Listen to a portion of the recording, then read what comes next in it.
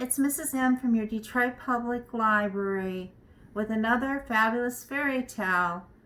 This week the fairy tale has a wolf in it and a grandmother and a little girl. Do you know what fairy tale I'll be reading to you today? Did you guess Little Red Riding Hood? If you did, you are right. Give yourself a hand. Do you know that you can include this story in your log for the 313 Summer Reading Challenge at DetroitPublicLibrary.org? You can record the minutes that I read to you so that you can earn prizes for reading during this summer. Once again, log into DetroitPublicLibrary.org, the website, and sign up for the 313 Summer Reading Challenge. This is the story of Little Red Riding Hood.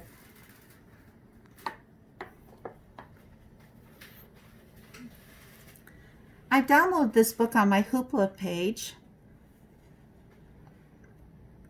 I borrowed it from the Detroit Public Library on the Hoopla digital source.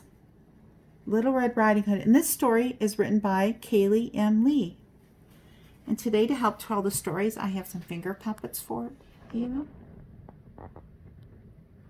I have the grandmother, the little girl, the wolf, and we also have some hunters in the story.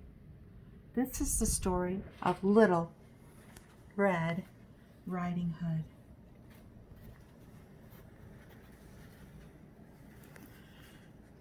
There was once a little girl who lived with her mother in a cottage on the edge of the forest.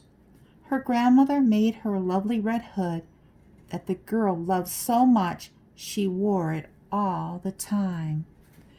After a while, people forgot her name and just called her Little Red Riding Hood.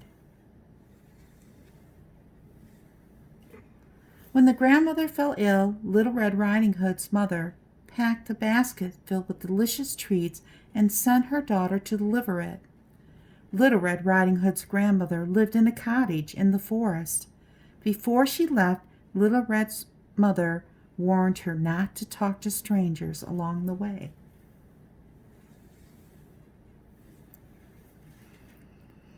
As she walked through the forest, Little Red Riding Hood was a little bit lonely.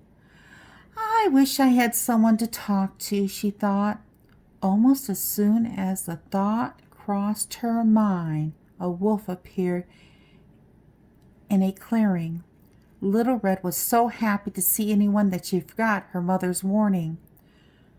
The wolf was not lonely. He was hungry. He saw the little girl and thought she looked delicious. But he was a tricky old wolf, so he didn't eat her up right away. "Hello, little girl," said the wolf. "What are you doing all alone in this forest?" "I am bringing a basket of treats to my grandmother. She is not feeling well," Little Red replied. This was great news to the wolf. If he was careful, he could get 2 meals today. "And where does your grandmother live?" he asked slyly.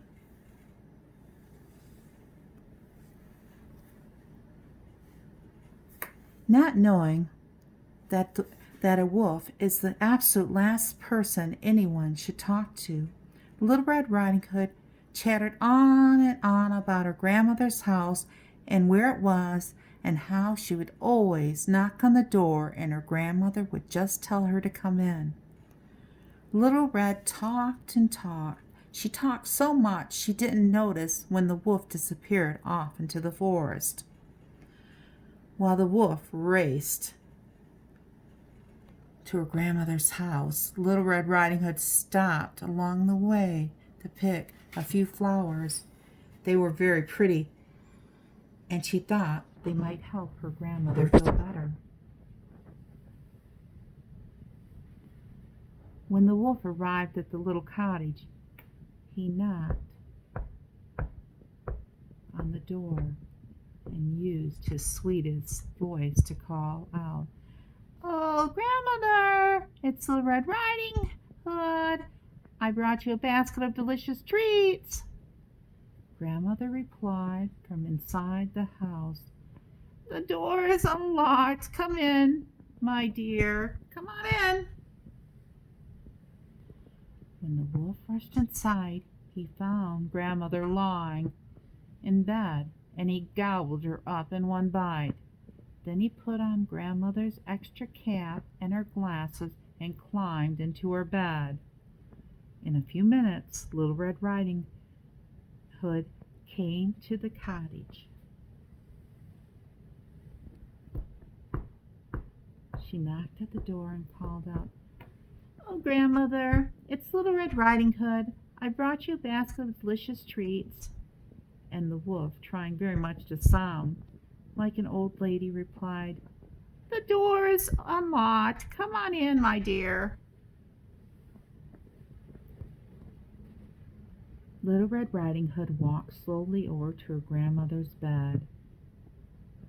"Grandmother, you look a little different. What big arms you have." "All the better to hug you with, my dear," the wolf replied.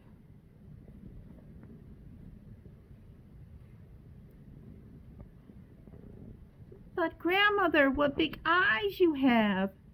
"All the better to see you with, my dear," the wolf replied.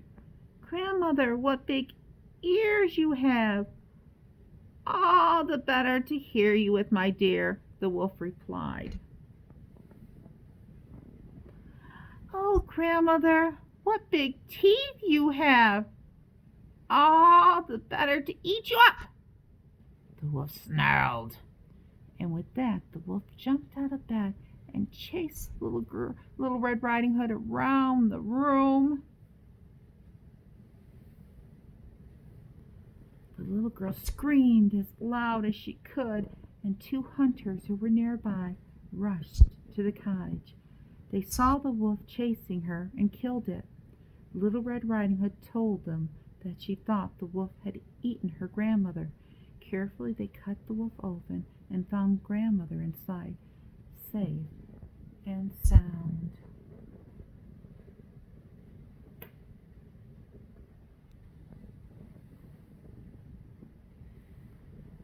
Little Red Riding Hood shared the treats from her basket with Grandmother and the two hunters. She learned an important lesson and never talked to strangers again. The end. Boys and girls, I hope you enjoyed the story of Little Red Riding Hood. It's one of my favorites. If you'd like to make your very own finger puppets, you can. Just email me at jmenino@detroitpubliclibrary.org and I will send you this pattern for some Little Red Riding Hood puppets, finger puppets. Credit and thanks for the free use of the finger puppets goes to Easy Peasy and Fun, a website on the internet. Once again, boys and girls, sign in to the Detroit Public Library and start logging those minutes into the 313 Summer Reading Challenge. And I'm Mrs. M from the Detroit Public Library, and thank you so much for watching my video. Goodbye.